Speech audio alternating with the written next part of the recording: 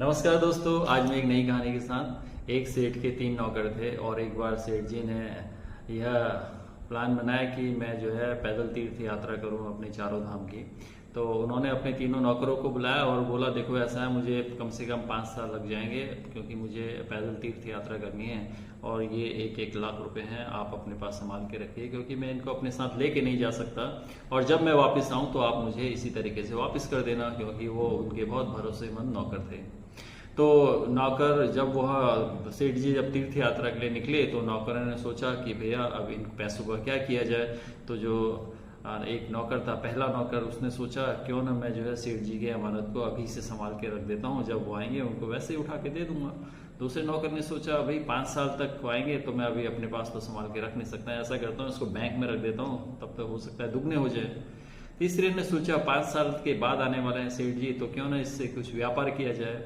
और इस तरीके से तीनों लोगों ने अपने 1-1 लाख रुपए जो है कहीं न कहीं पे व्यवस्थित ढंग से लगा दिए। 5 साल के बाद जब सेठ जी वापस आए तो उन्होंने बोला, सबको तीनों को बुलाया, बोला जो मैंने आपको 1-1 लाख रुपए दिए थे आप मुझे वैसे रिटर्न कर दो। तो जो पहला नौकर था जिसने जो संभाल के रखे हुए थे उसने एक अपने तिजोरी के वहाँ से एक पोटली निकाली और वही 1 लाख रुपए जो सेठ जी ने दिए थे वही उठा के उनको दे दिए।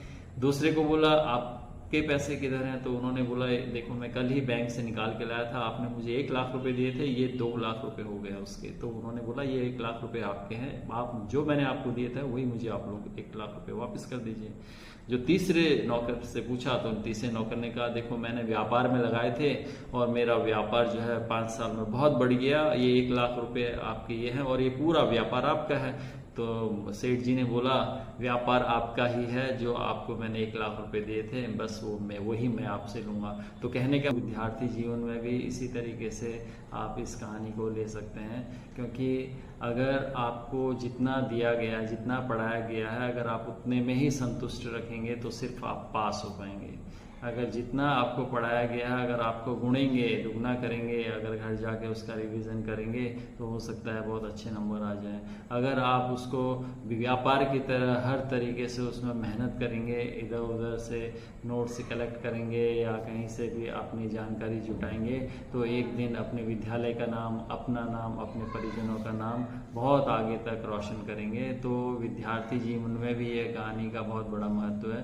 तो इसलिए हमेशा जो है जो आपको विद्या दी जाती है उसका सदुपयोग करना चाहिए, उसे गुणना चाहिए, क्योंकि बिना गुणे पढ़ाई जो है काम नहीं आती। क्योंकि आप मार्क्स तो ला पाएंगे लेकिन आपके जीवन में वो